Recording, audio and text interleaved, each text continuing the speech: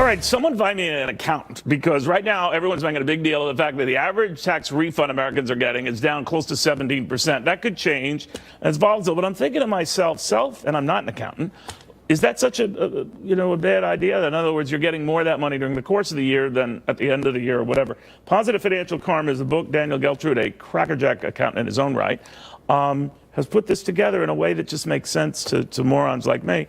And stepping back, getting the big picture. So, Dan, I'm looking at that. I'm hearing what you're saying in your book, that we got to get the big picture right. The big picture on this thing, even though you don't address that here, and though you do address Cortez, by the way, is this notion that it's bad if refunds are smaller. I could turn around and say, well, that means you were getting more money during the course of the year without giving the government an interest-free loan. That's exactly what I think is going on, Neil. And look, in an ideal world, if you really plan your taxes properly, when you file your tax return, it's a net zero. No interest-free loan to the government.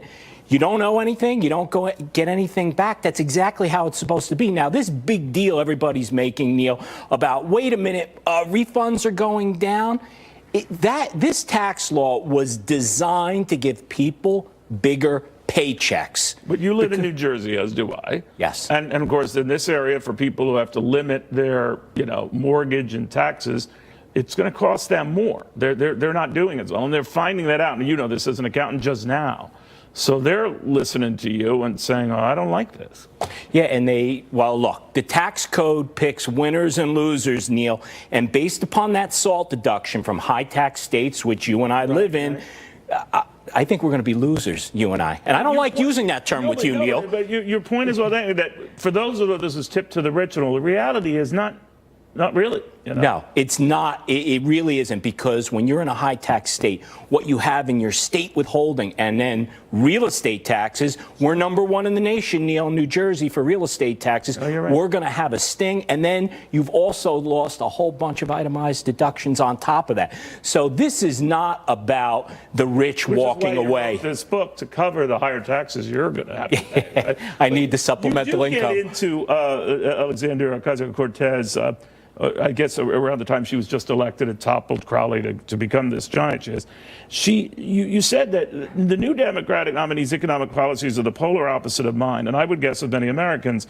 Among her proposals, one really caught my attention: universal job guarantees, many others since then. Then the issue how to pay for it. Right. Well, where do we get the money from?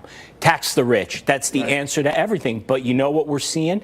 That doesn't work. It doesn't work on a federal level, Neil. It doesn't work on a state level. Look at what just happened in New York. You had Andrew Cuomo going in to see President Trump because this SALT deduction issue is a major one. What's happening? Wealth is relocating. Wealth is mobile, and they will go to where they're going to lessen their tax burden, even if it's an inconvenience. Yeah. They're going to do it. Your message is what? You just got to use common sense, save what you can, when you can, be on top of that, no matter the age, better, younger.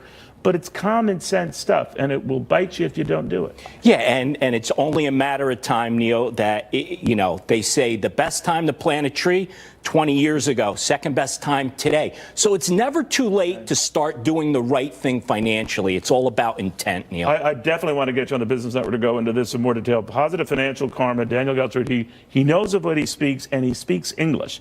Not bad for an accountant. We'll have much more after this.